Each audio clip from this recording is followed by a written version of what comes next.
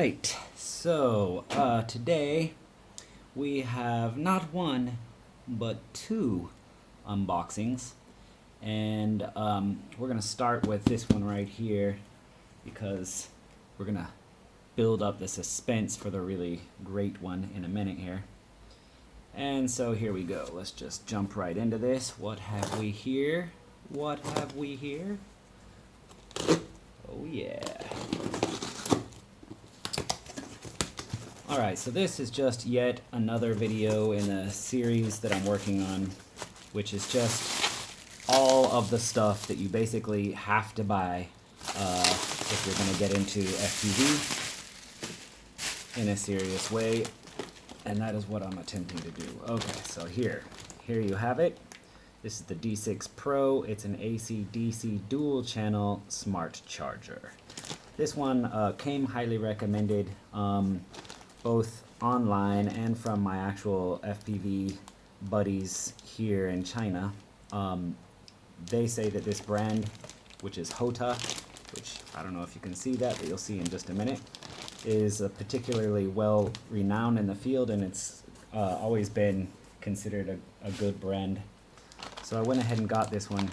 It was slightly more expensive than what I would have liked, but perhaps those of you who have access to, more than one place to buy might have a cheaper deal. So let's just take a look and see what this looks like real quick. Fairly heavy, feels substantial in the box. Let's go ahead and crack this puppy open. Okay. And yeah. Oh. Course, gotta have the sticker, man. Always have to have the sticker. Awesome.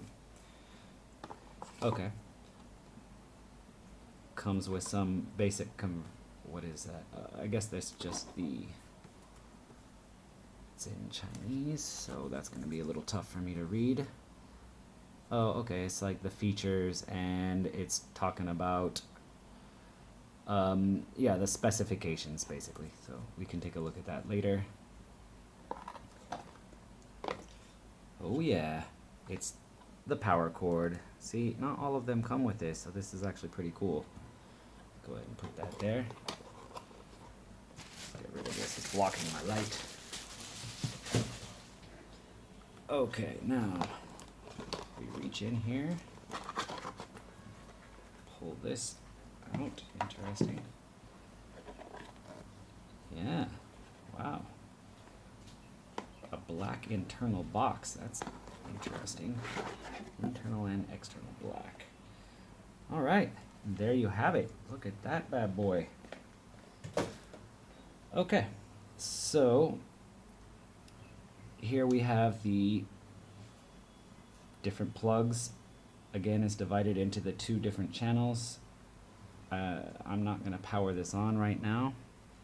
Over here, it looks like we've got the two USB. That looks like that might be a mini USB. It looks like from here. I can't see very well, and that just looks like a standard USB.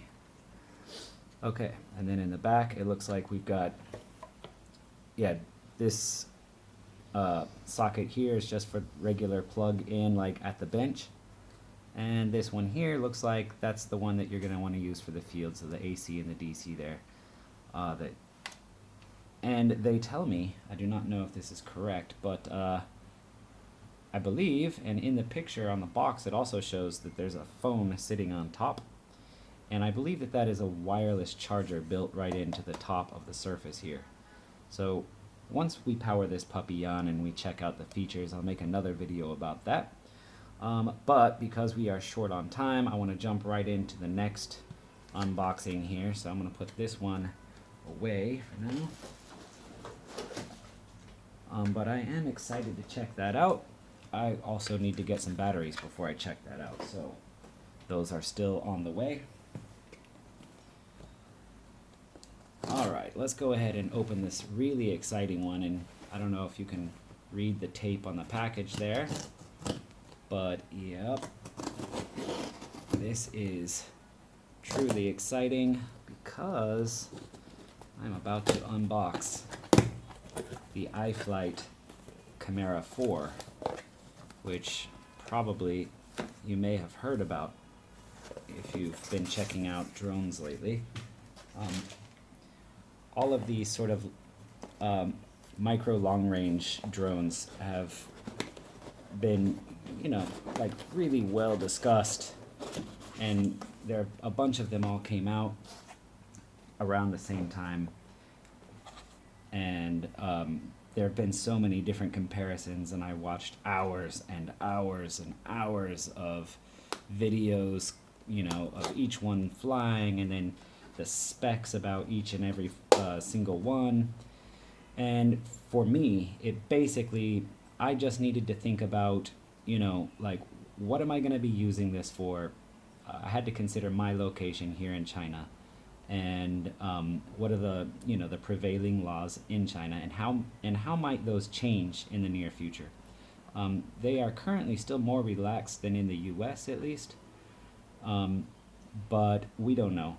That could at any time, the rules could easily change, and so I just wanted to be sure that for my first serious drone, that I'm not going to buy something that's going to get me into any trouble. So I also prefer sort of the longer flight times. I like those videos where they're just cruising, some of that mountain diving stuff, and especially the cloud diving. I'm not sure if I'll be getting into any of that anytime soon, but those were sort of the selling points. This one seemed to have the